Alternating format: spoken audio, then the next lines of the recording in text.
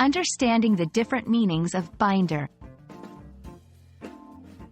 Hello, everyone. Welcome back to our English language learning channel. Today, we have an interesting topic to discuss, the word binder. This word has different meanings depending on the context, and today, we're going to explore them together. So, stay tuned, and let's dive into the world of binder. The most common usage of the word binder refers to a tool used for organizing papers. A binder is usually made of sturdy material and has rings inside which you can place punched papers.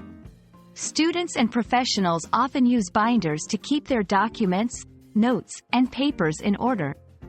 It's a great way to stay organized and ensure that you don't lose important documents.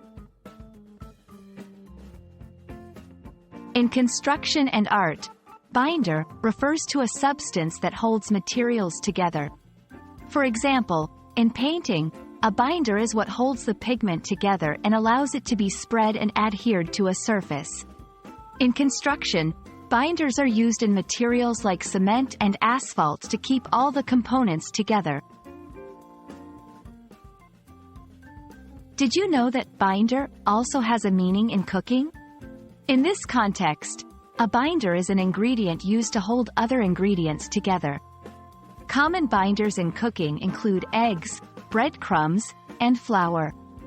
They are crucial in recipes for meatloaf, burgers, and various baking goods to ensure that the final product holds its shape and texture. The word binder can also refer to someone who binds books, a type of insurance agreement, or a specific type of machine. However, these meanings are less common and are typically clear from the context in which they are used. And that's a wrap on our exploration of the word binder. As you can see, this word can have various meanings depending on the context it's used in. We hope this video has been informative and helps you understand how to use binder in different situations.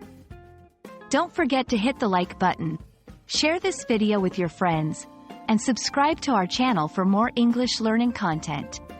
Until next time, keep practicing your English, and have a great day.